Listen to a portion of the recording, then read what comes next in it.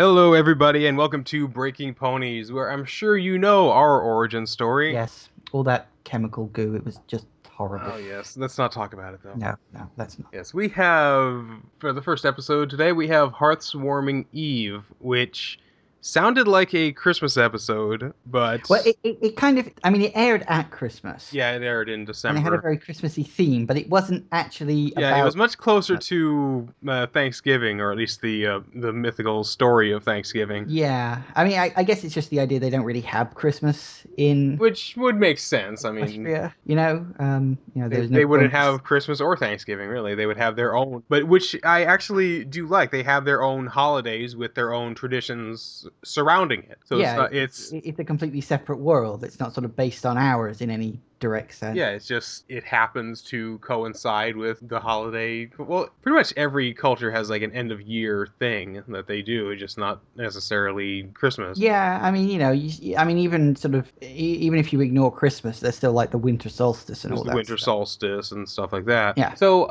the main six are so excited because they're traveling to Canterlot, even though they were there like 2 weeks ago.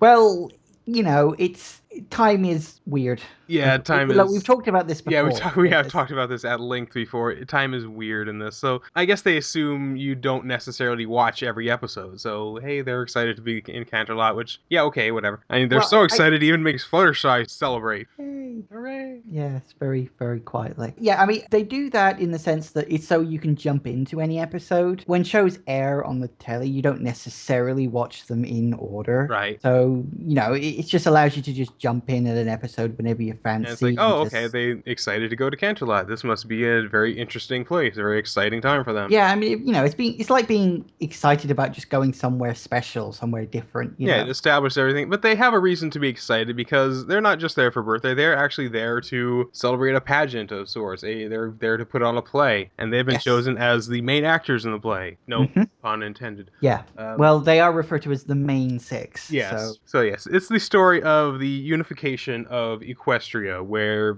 I actually thought the story was understandable and actually pretty good. yeah, I mean, it's a good origin story in the sense that, you know how Equestria was founded. Of course, it does raise a couple of other questions regarding just how exactly this world works and how exactly it's different from our world, but we'll get into that in a bit. Yeah. So the story is that there's the three tribes, of course, the Pegasi, the Unicorns, and the Earth Ponies, who are fighting because of a storm that wiped out the crops. And well, Yeah, they used to get along. They used to kind of have a deal going on where they would have the crops and they would trade it to others to make sure that they made sure that magic and weather all worked together, which I mean has already been established in the series that the Pegasi just make sure weather works. yeah, as I said, the Pegasi control the weather pretty much in general. If they didn't create storms and the snow and all that other stuff, then it would probably just be permanent summer the whole time. Which wouldn't necessarily be bad, but Well, yeah, if plants over do time it different would become seasons, troublesome, but yeah, it would be better than permanent winter, which which is is what they have to suffer essentially what through. happens. Yes, it ends up becoming a storm and wipes out the crops, which of course makes them fight even more because they can't get any food, and that ends up causing the storm to be even worse. At which point they have to evacuate, they have to get out of the area. I don't think they say exactly where they were living before.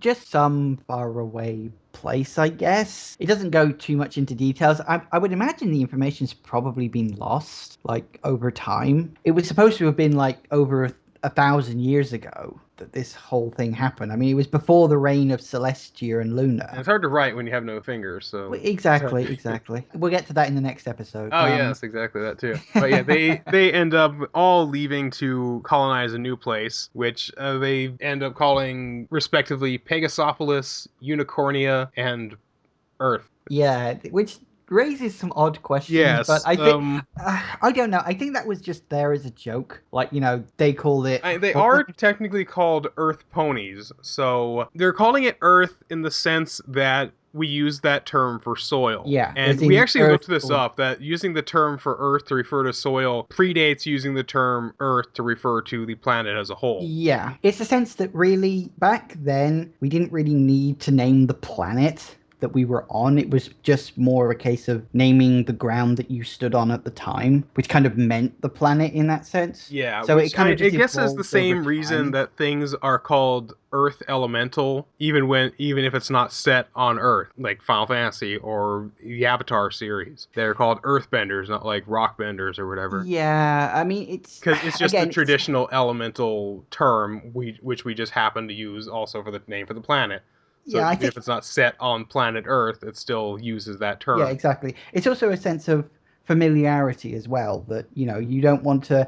I mean, you could give them different names for things, but it would just make it too confusing. They already have different names for quite a few things, Yeah, but exactly. So you've got to pick and choose what you do rename and what you don't rename for the ease of the audience so that they don't get too confused. And like the elements and all that other stuff, they are very heavily established and yes, ingrained they're in very culture. ubiquitous in all cultures, really. The four traditional Eastern elements. Yeah, so keeping those the same and using similar names, it's not so much a case of Why is they called Earth? It's yeah, just called it's Earth. ease. It's ease of writing, I think, Yeah. more than anything else. Of course, they all discover that they have decided to colonize the exact same location, Convenient. which doesn't go over well, so they end up fighting, which causes more storms and snow, which is, at this point, you're kind of figuring, okay, it's definitely drawn by their bickering. This is the reason that everything is storming so much. And if you haven't figured it out by now, you'll have one more chance because they end up huddling in a cave for warmth and continue to fight. They end up dividing it down the center, very I Love Lucy style. They split it into thirds, and they're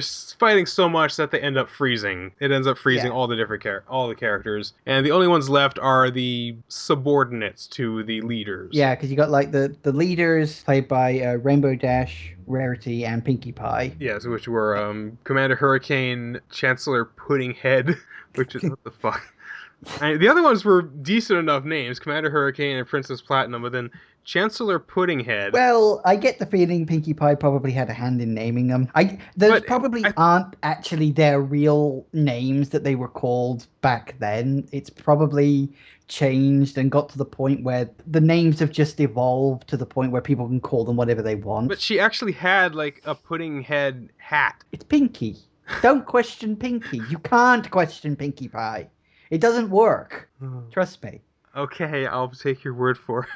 But yeah, the subordinates end up getting along, which leads them to the traditions of telling stories, singing songs, very much standard holiday traditions for any real holiday, Yeah. for any like family happy holiday thing. And it ends up thawing everybody out. So they kind of decide, okay, they have to get along. And the real problem is that the scene is really somewhat fairly tense and dramatic, but it loses the drama because A, you know that it's a play, it's not actually happening, and B, it happened in the past, so you know it worked out in the end. Yeah, well, they throw a bit of tense in. I mean, you sort of skipped over the fact that it was caused by Oh yeah, the it Wendigos, was caused by Wendigos. which are kind of ice-based Yeah, they're like horse ice-based storm creatures. horses, which is not like the Wendigo that I've heard of. Because the No, that's Wendigo kind of is a another established mythological creature. Although weren't they called like Wendigos? I think it depends on how you pronounce it and how much of an accent you've got. I think it's one of those ones that's open to a slight interpretation on pronunciation. Well, Wendigo is spelled W-E-N, but I would figure these would be spelled Windigo, like wind. I have no idea. I'm gonna look that up. Maybe we should have looked that up when we were doing it. But the thing that I really like about this episode, while you're looking that up,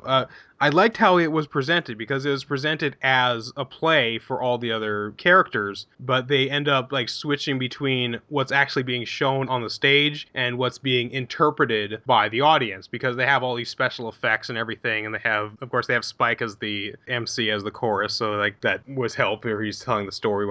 We all He's like the Spike. narrator. The narrator. Yeah, the That's the narrator. term. They are called Windigos with an I.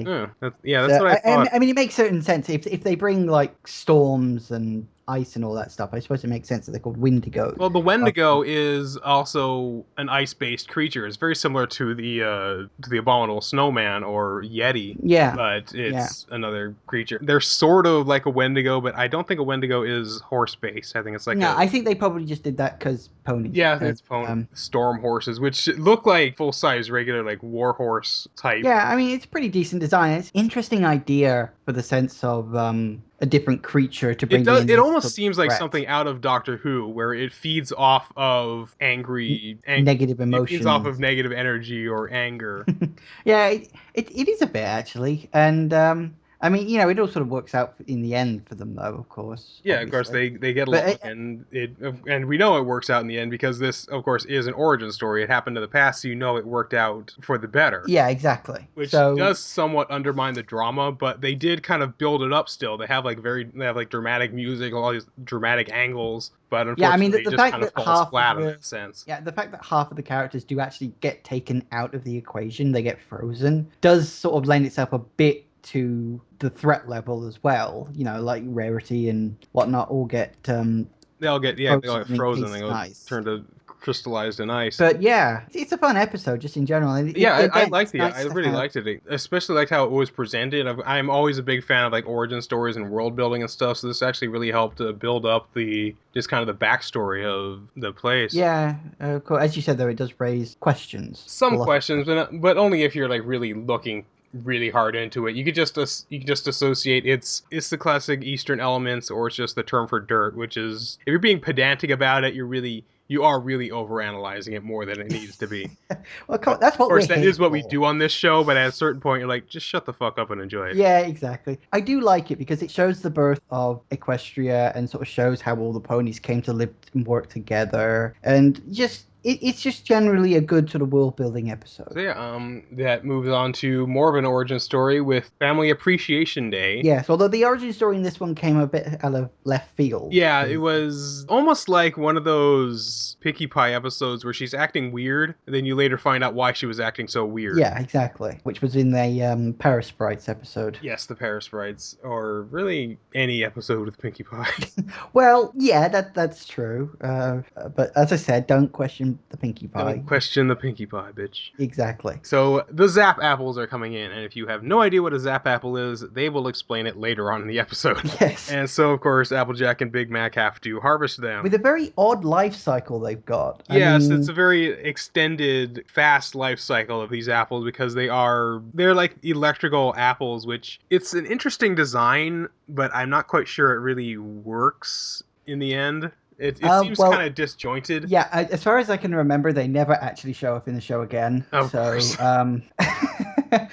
just something in for today's episode. As I said, it's a very weird thing that they probably spend most of the year not doing anything, and then the trees spend like a week alive, and then they go back into a kind of hibernation again. Yeah, they only bloom like for a few days, and then they quickly go from blooms to fruit, and then the fruit quickly ripens, and then once it's ripe, if you haven't picked it by the end of the day, they disappear forever, and it's gone until the next harvest. I mean, it's kind of explained in the sense that they're magical trees. So... They're magical trees, and they kind of exist at a faster than normal rate. Yeah, presumably. But yeah, again, I think it's there for the sake of the episode. And it's sort of a MacGuffin for the episode, where of course if they're never mentioned again, it is kind of raised some questions because it's explained in the episode that the Zap Apples were key in the founding of Ponyville, and we have not heard anything about them before or anything about them afterward. I don't remember them showing up again. Maybe they show up in the comics and I've forgotten, but I don't remember them showing up in the show. It's just sort of there because they're there and they need an excuse for Granny Smith to act weird. Yeah, which, I mean, they're magical, yeah, but sometimes magic doesn't even make any sense. I suppose they do mention that in the episode as well. Well, yeah, it's magic. It does what it wants. It's magic, we don't have to explain it, which people say that way too damn much. They fall back on that excuse way too much. I mean, I think in a place magic, like I think magic would still have a logic of its own. Yeah, I think though in a place like Equestria, as I said, you are already just dipping into little slices of life. So it could easily be assumed that this Zap Apple thing happens like once a month. or several times a year, but we just don't see it, and we just happen to see the one The one that today we do experience that that we do involves. experience. It's a slice of life kind of thing, in the sense that, we're just seeing one particular part of their life. But yeah, It just happens. the main episode itself starts with we have Apple Bloom, who is excited to be working on this Zap Apple harvest, but she realizes that her Granny Smith is a bit of an oddball. Yeah, well, she's sort of borderline senile, really. Which is the assumption. Of course, they never really outright say anything like that. That she's like a fun kind of old coot. Because they have very different ways of doing crazy old coot. Grandpa Simpson is one who is funny, but a bit more belligerent in his Yeah. craziness. Granny Smith is more weird than funny, but not really It's actively I don't know if it's malicious. I think the word is eccentric. Eccentric is a good word for it, yeah. She's it's like everything she does have a reason, but it only a reason that she understands. Yeah. And the other people around her just think, oh, she's weird. But everything has a reason. Like there's a reasoning Yeah, there's behind a everything reasoning she behind all the does. stuff she does, at least in this episode. We haven't seen too much from Granny Smith, but she has been kind of weird in the episodes we have seen. Well, again, she's sort of old. She's a bit addled.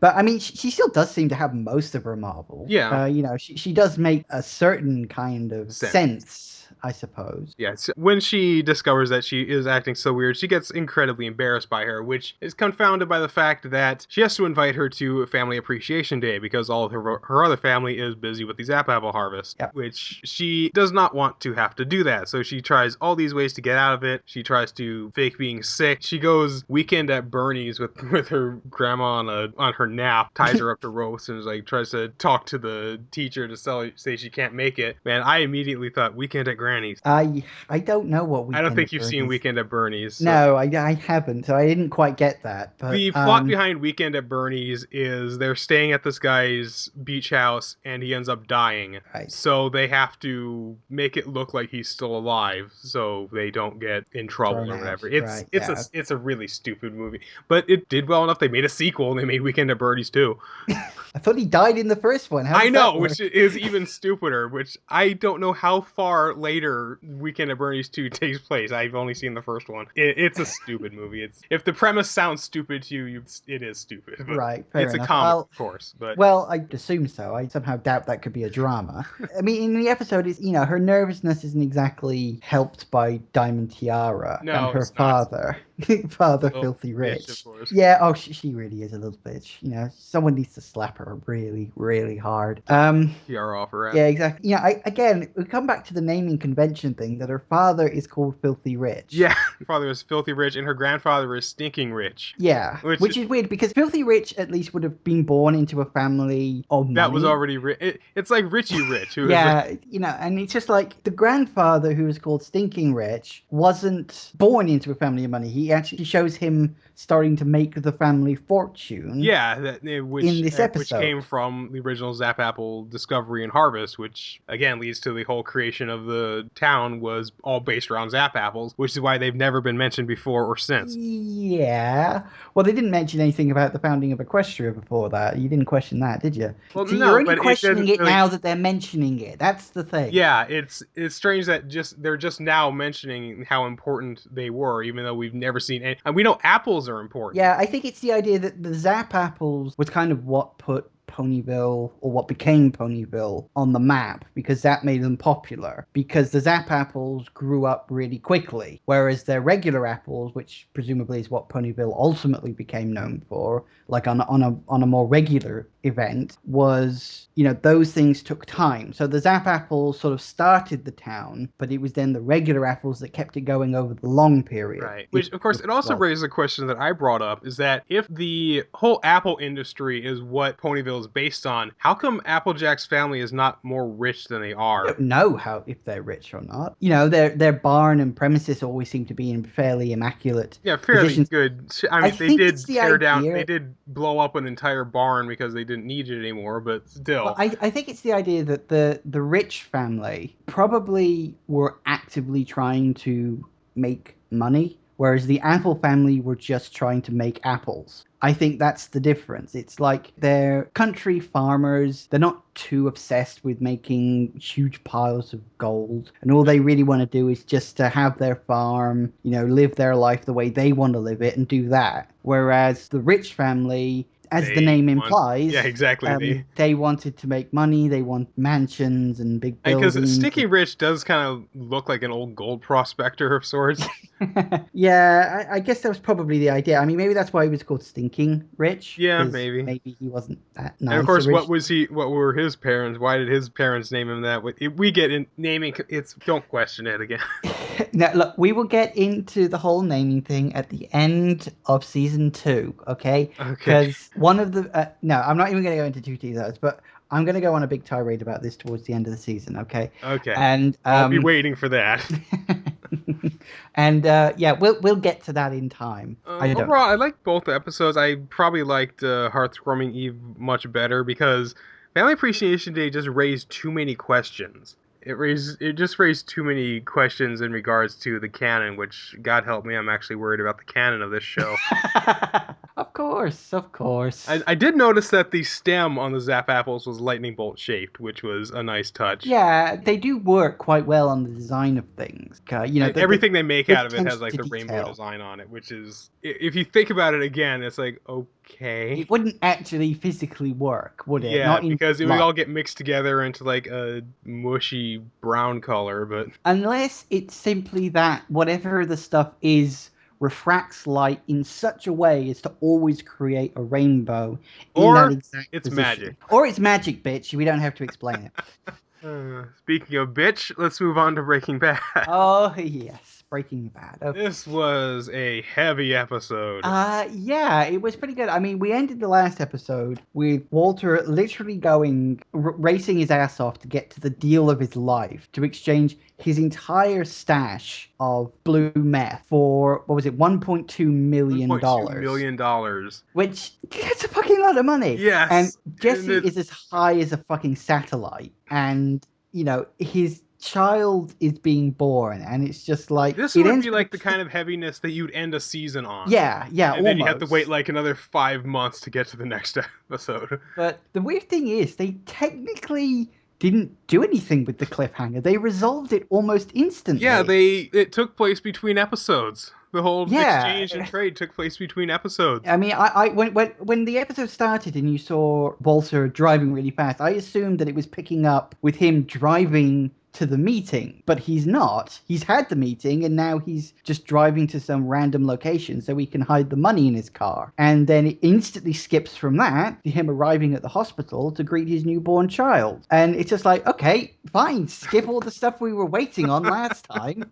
What, did you I run out of guess money at it's the just end of the assumed season? it went off without a hitch. Like all the hitches happened beforehand, but Yeah, goddamn. I don't know. Maybe they couldn't write the scene well enough to make it really, really interesting to actually Maybe they pay didn't off have the the budget for cliffhanger, something like that. or they Because didn't I have the kind of budget. assumed that they avoided because you could totally see this happening. Like he's driving there, and it's cutting between her in the delivery room, going through the breathing and everything, and it cuts back to him at the thing where he's trying to race there to get in time. And I he's mean, at a red light. He ends up running a red light or sideswiping a thing, and I was actually expecting for what happened was that he would show up at the meeting place, and the other guy was going to deliberately make him wait half an hour or something, so that he'd be even later for the birth of his child. right. But that's what You I could was there was expecting. almost an entire episode that they could have had between these two episodes. Yeah, it was weird in that sense that they decided to skip over that, but I guess they thought it wasn't important enough.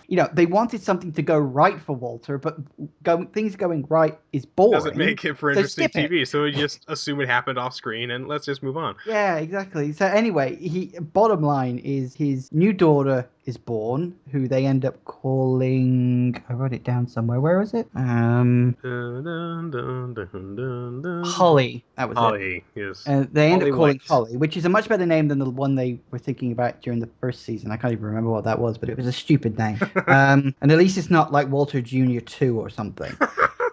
I don't think he would name Could a be daughter Skylar Jr. Skylar. Which You don't really actually, do that with females, though. no, I was just about to say that you don't get that with girls, do you? It's like the son can be named Progeny after. has always been a very male-oriented theme. It's probably because I don't know. They always say that women are smarter than guys, so it must be that women are smart enough not to name their child after themselves. Well, it's I, it's not only the first names, but often they'll take the last name of the husband. So it's always a very male-oriented. The whole family tree is always male-centric. yeah, well, I guess that's just one of those things that hasn't quite caught up with the modern times yet.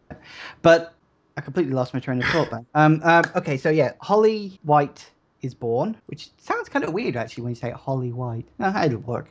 It works. He Yeah. gets the money and gets rid of the meth. He gets $1.2 million in a bag, just in cash, in all these It's like bundles. it's like straight out of a bank. Cash is like bundled up in like $5,000 increments. Yeah, I mean, it's an insane amount. And it's just like, you see it right before the intro credit sequence. And it's just seeing all this money and just these wads of cash. It's just like, he's got all this money. And now what's he going to do with it? Yeah, he can't do anything with it. He got this illegally. He can't just go around spending it. Exactly. And so, of course, he's got this money literally burning a hole in his pocket. Well, not And, literally, but don't be that kind of person. sorry? It's not literally burning a hole in his pocket, but Well, it's an expression. I know Leave me alone. literally means it's not an expression. When you use the term literally, everybody fucking does this online. When you use literally, it means you are not using it as a colloquialism or a turn of phrase.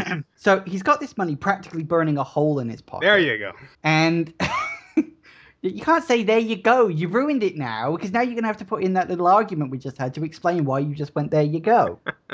Oh, for God's sake. Anyway, so he's got this money and he can't spend it or even announce that he's got it because it's illegally obtained money. And, his family's sort of running around worried because they think that Walter's on the brink of bankruptcy, which is hilarious. Just watching Walter squirm quite a bit in this episode when he's around his family is very entertaining. Of course, while Walter is dealing with the birth of his new child, you've got Jesse and Jane, who still sounds like a frigging runaway couple, which is ironic considering the episode, but we'll get to that. Obviously they're sort of waking up. They're waking up after their night of being high as a fucking space probe. Yeah, I used that at the beginning of the episode. No, you said satellite. I keep going further. High is fucking Voyager 1. There. Suck it. Is it Voyager 1 or Voyager 2? I forget. I think it's Voyager 2. I think it's Voyager 2, isn't it? Yeah, they're sort of coming down, and apparently Jane is running late for a rehab clinic with her father. Yay, John Delancey. Yes, John Delancey is back. It was a much larger role in this one. Yeah, which I was pleased to see. John Delancey, I enjoyed John Delancey. I mean, even before he got the role as Discord in My Little Pony, he was brilliant as Q in Star Trek. He's great. Any Q episode is always worth watching, guaranteed. You should even check out the Star Trek Borg video game. Oh, God.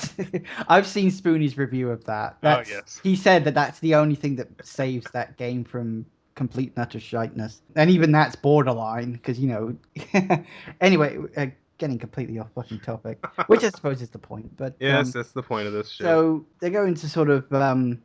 They go to the rehab thing, and they're talking in a cafe afterwards, and she, again, completely denies that she's sleeping with Jesse, which is like dick move, really. I mean, she's sleeping with him, she's doing drugs with him, and she still can't just. I guess it's like she's worried that the father would then become interested in Jesse. Yeah, which all the drugs and would stuff probably lead to bad things. I mean, I guess it is a good idea that she didn't let it slip that they were together, but it doesn't work out in her favor in the end. No, it really, really doesn't. But while she's there, Jesse notices, or when Jane tells him, Jesse realizes that he's seemingly been robbed. And he calls Walter at his house, which of course he's not supposed to do. And he's freaking out. He's like, someone broke in, someone nicked all the stuff, and he's having a complete aneurysm about it. And you could see just the fucking acting from Aaron Paul in this episode was great. You could see in his eyes just the absolute devastation and fear and paralyzing horror that he has going on. And Walter just hangs up on him. He just leaves him hanging like that. And it's just like, you asshole. You absolute asshole. I mean, I know he's got a reason to be an asshole, Yeah, but he is seriously. livid with Jesse for dropping the ball on this one. Yeah, which of course Jesse ends up going to see Walter at school, and he says he worked out because of the messages on Jesse's answering machine that Walter took the meth and sold it, and he's like, where's my money? And Walter's like, I ain't giving you the money because if I give it to you, which was what was it, Yeah, $480,000. 480,000 because Saul took 20%, Because which Sol gets his legal 20%. fees, whatever. Yeah, legal fees. Which is weird because technically Sol hasn't really done much for them yet. A good lawyer, you don't notice what a good lawyer does. Yeah, I suppose that's probably very, very true. And Jesse sort of says, I want my money, and Walter's like, I'm not giving you any money because you'll just shoot it up in your arm, and I'm not gonna contribute to you overdosing. Which I think is fair enough, because Jesse's good fun, and he Yes, should we don't overdose. want to see Jesse die. We like Jesse.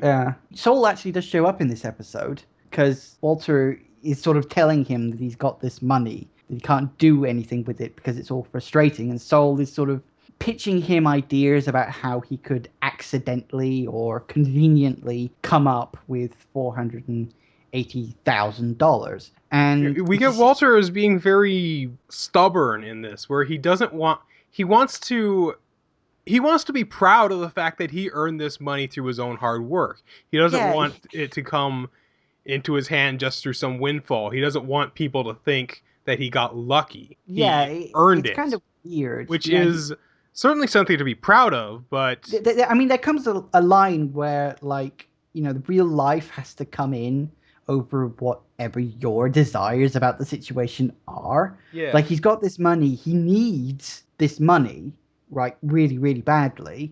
And, him just trying to think up ways that he can somehow get this money it's just stupid. But it comes in that Flynn has created a website. I don't know. When they were on the computer, I didn't really see because it passed by very, very quickly. But it didn't look like they were actually looking at a web page. It almost looked like they were just looking at a static image. Right. Like It did kind of have some animated gifs on it and stuff, but did it. I guess it. Well, you said it was an actual website, but when yes, I it is a first website saw that you can it, go onto. I'm not sure if it's still around. It might just like redirect to AMC or something. But when probably. the show was running, it was an actual website you could go onto, and it had all the pictures and everything. Yeah, so that's cool. But when I first saw it, I thought, oh, they probably just mocked up an image or something, because they do that in TV shows, of course. Like when they're playing on a games console, except for the fact it's not plugged in or something, Right.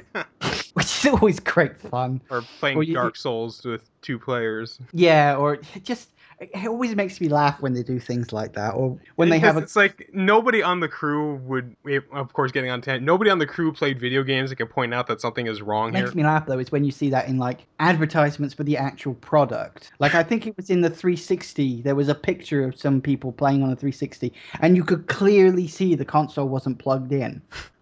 Which is like, okay, people on a TV show, you can understand. They probably don't know the first thing about consoles. But the people who are actually advertising the console should know something about it. Uh, Honestly. But, oh, God. Anyway, Back to where we I were. can't even remember where we were. Web pages, Flynn's web page. Oh yeah, Flynn. He's got this web page set up, which is just like it's basically a kind of Walter White's greatest guy in the Like a world. But sort of like a Walter White memorial, pre it memorial, almost does look like a memorial. It's like he's died or something. which they're assuming will be happening soon because they don't Yeah. know, even though his cancer is in remission now. I mean, yeah, he's still got the operation to go through, which I don't know if that'll happen in the next episode. I'm wondering if that'll happen between seasons, maybe. I don't know. I guess we'll find out. We'll see next. But yeah, exactly. So he's made this website which has a donate button because obviously they all think that they need cash. And so he's literally accepting charity from strangers, which Walter really doesn't like the idea of. I think even without the fact that he's got all that money, I don't think Walter would like the idea of that because he never seems to be the kind of person who likes the charity of others. No, No, he is a he very wants. proud person. He's always been a very proud person. He doesn't like accepting charity, even when offered to him in the face of death. He doesn't tend to want to accept it. Yeah, which I guess I can understand, but I guess it's a personal preference kind of thing. But Sol sees this and thinks, okay, this is brilliant. This Yeah, is going to this is work. exactly what you want. This is exactly Because how we can Walter is launder still your thinking, money. oh, I wanna earn this money. I want to do this. And Sol's like, no, what we'll do is we will set up what he refers to as zombies, which is to get lots of fake people, like hundreds and thousands of them, all to chip in tiny weeny little bits of Walter's hard-earned drug money, and so that it ultimately equals the amount that he's got. And you do sort of tiny little bits, a few every day over the space of several months, and it'll eventually all add up, which is a brilliant idea. Yeah, I mean, I mean it's Saul is earning his money in this episode. I know earlier on I said that, like, you haven't seen him do much, but in this one, he kind of earns his keep in this episode, which is good. he did set him up with Gus, so Oh yeah, Gus, the guy in the Los restaurant. Pollos Hermanos moguls. Yeah, which did end up working out in the end. But although I suppose in that sense, Anyway, while this is going on, Jane's father, Donald, is getting a little worried about the fact that Jane always seems to be running a bit late these days. So he sort of surprises her by saying, "You're running late, you're running late." And then she runs out of Jesse's apartment, and he's standing right outside. And sees that she just left Jesse's apartment, so the jig is up at this point. Yeah, quite literally. He literally breaks into Jesse's apartment, sees all the drug stuff, and of course tries to attack Jesse. He ultimately threatens to phone the police on her. He's like, I've tried doing things nicely, convincing you to go to rehab, doing all this stuff. But, it's time to get the police involved. And she's just like, no, no, no. Me and Jesse have been talking. We've been talking about going to rehab.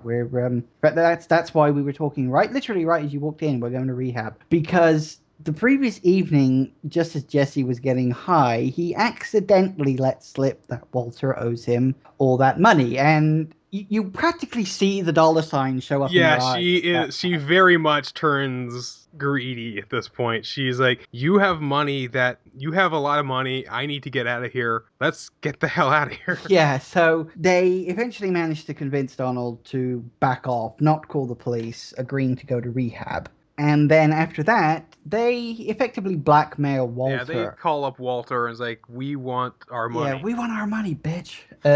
He is reluctant, but ultimately agrees. Gives the money to Jesse, and he doesn't want.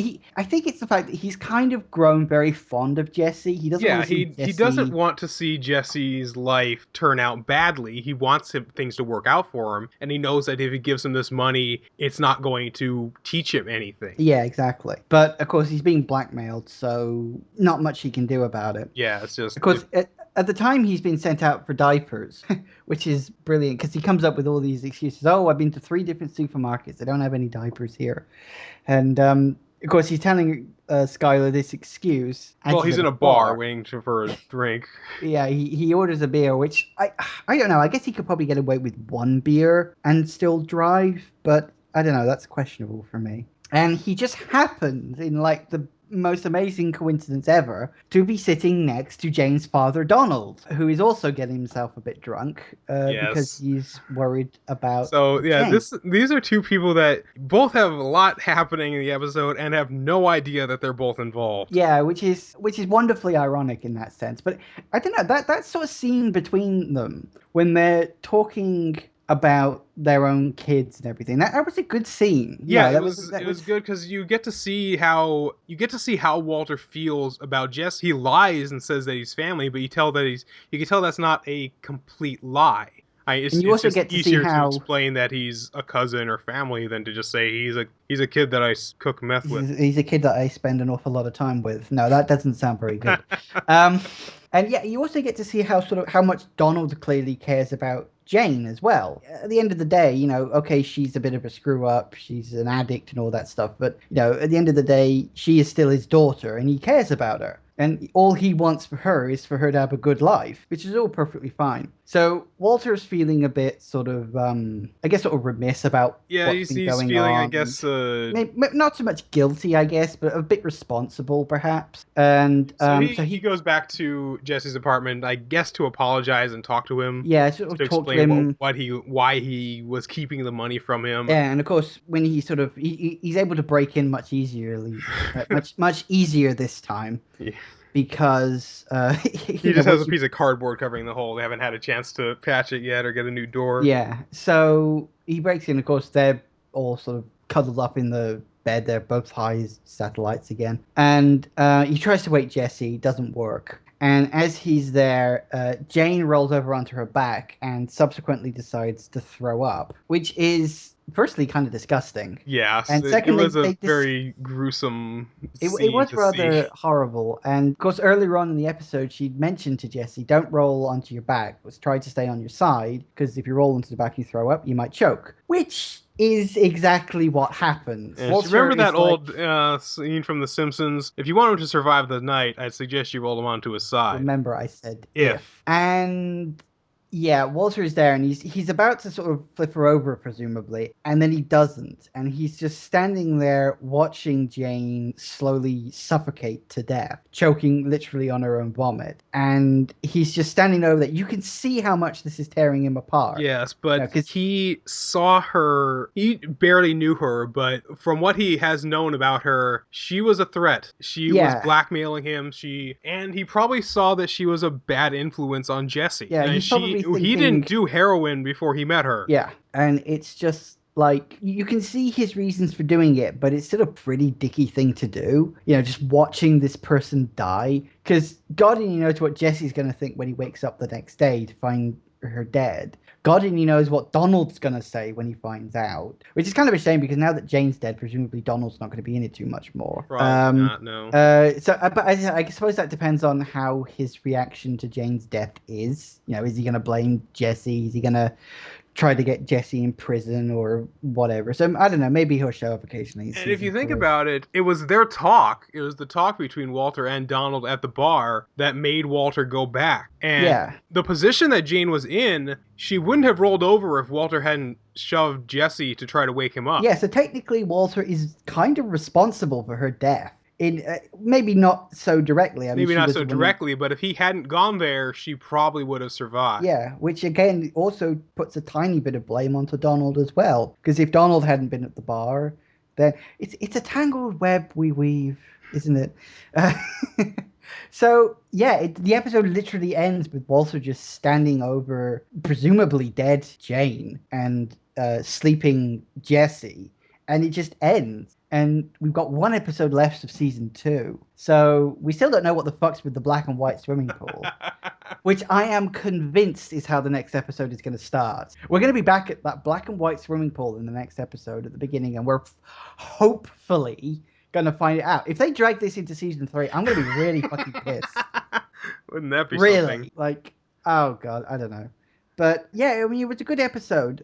Sort of stuff happened. Like it wasn't quite as action packed as the last episode. Yeah, Like the stuff that did happen in this episode was pretty heavy, though. yeah, it was pretty sort of quite dark, really. Oh yeah, this was a dark episode. Particularly the ending. That was quite something. But yeah, it was a good episode. I am kind of sad to see Jane go. She was a fun character, but she did turn into a bitch in this episode. Yeah, when she So started to see her opportunity and tried to take it, she crossed the wrong person. yeah, I mean, Walter is a guy. He's killed like Yeah, he's several killed before. times. He's killed before, and through inaction, has technically killed again. So yeah, I guess I'm a little sorry to see her go. I was kind of hoping things would work out for Jesse and Jane, but And I you guess kind the of crime. wanted them to sort of like just escape and go on this like you kind of wanted to see you probably wanted to see a bit of a story arc with them. What would they do with their $480,000 just together? Yeah, I wasn't. I mean, they talked a bit about going to Australia or New Zealand or just, they've got all this money they can do whatever with.